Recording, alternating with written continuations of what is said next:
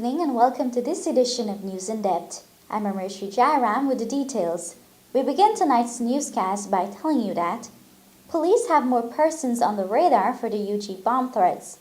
Today, Deputy Commissioner of Police Crime Chief Lyndon Al said based on statements obtained so far, the police investigations have been taken further in the UG bomb threat matter. The Deputy Commissioner said there are other persons of interest that the police are looking at. The crime chief was speaking at the University of Ghana press conference this afternoon. That investigation is still ongoing.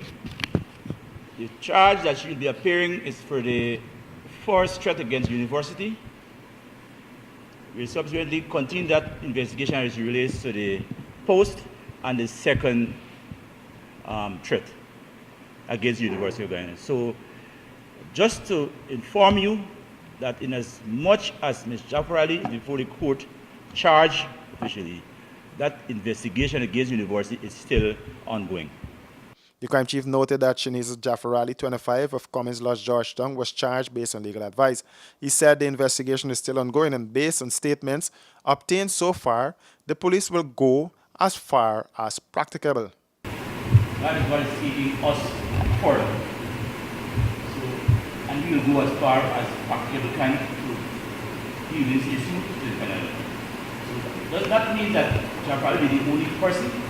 The other person that we are looking at who are of interest.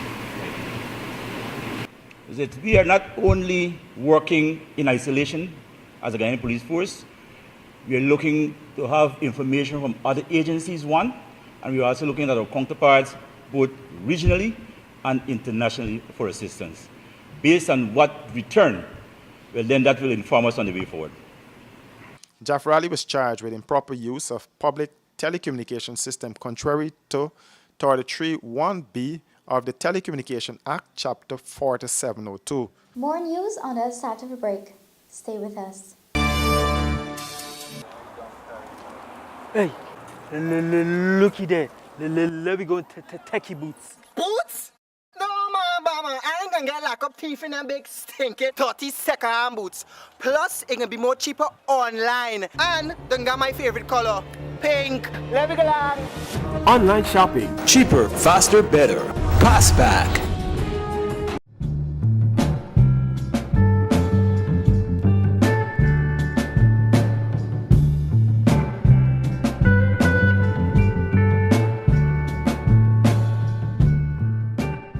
Caribbean rice, from the lush rice fields of Guyana, straight to your home.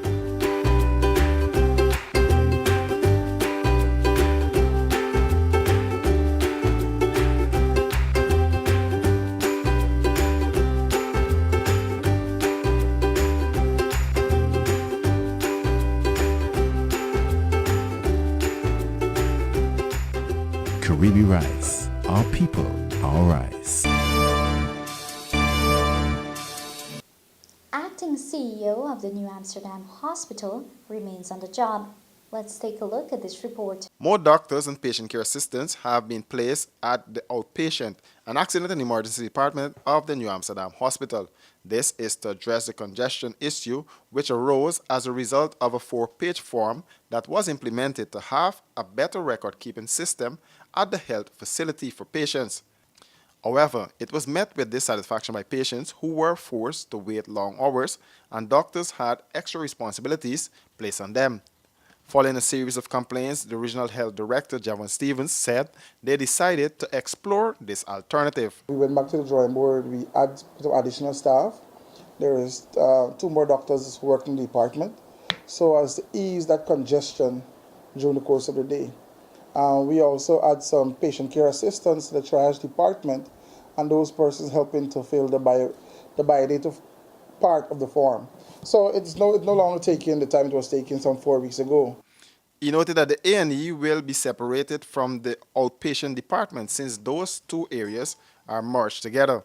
A small pharmacy will be established just for the A&E and outpatient department to access medication in a timely manner. But in a few days, that will no longer be the case.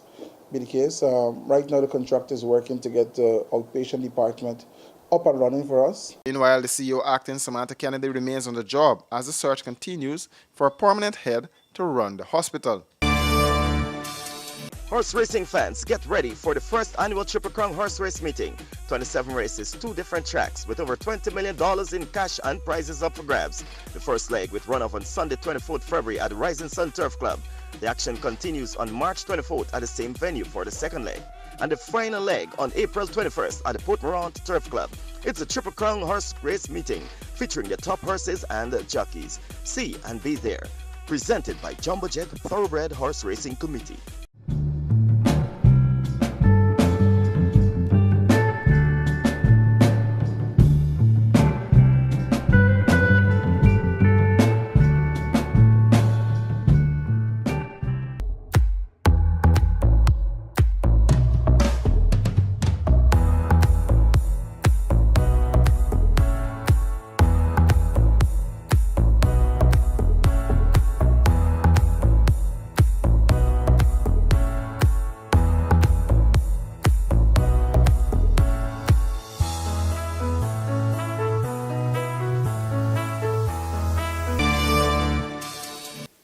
Welcome back. An East Kanji family appeals for help for their 10-year-old son who lost sight in his right eye. More in this report. A 10-year-old boy is hoping that he can receive medical assistance that could help him regain sight in his right eye. The boy Jason Prasad of Betsy Ground East Kanji lost his sight due to an unfortunate incident. His father, Michael Prasad, said last October during Sunday school service, another boy hurled a nail at his son, which connected to Jason's eye, splitting it in two. The elder Prasad explained that Jason lost his ability to walk properly, and his hearing has also gotten worse because of the incident. The boy's family that caused the mishap and the pastor of the church contributed $20,000 and $40,000 respectively to Jason's medical expenses. He was rushed to the New Amsterdam Hospital for medical attention. They give us all the guarantee that Jason would be better and he would be looked at. But they did not know the case was so serious. There was a vein hanging out in his eye. And Monday we take him back, we very early, like 7 o'clock, we take him to the New Amsterdam Hospital. And Jason, even didn't see Jason eye, the doctor, and even don't know who the doctor up to now. The nurse tell us he have to go right away to Georgetown immediately because the damage, his eye is damaged. Jason explained that he is sad with what has happened, but dreams of regaining his sight. I want to go back at school. I want to see that. When I walk in, and it's not for something. His mother, Beena Prasad, said it is difficult seeing her healthy child struggling to function on a daily basis. The changes is that Jason used to hear good. Now you could talk. Jason could have right here, talk with you, and he don't hear you. You just got to talk very hard with you. And then Jason would walk, he would stomp his foot, he would boot up the thing, he would fall down. So far, Jason had one surgery done and is in need of more, but the family is unable to finance it, which is the reason this innocent child continues to suffer. And my son,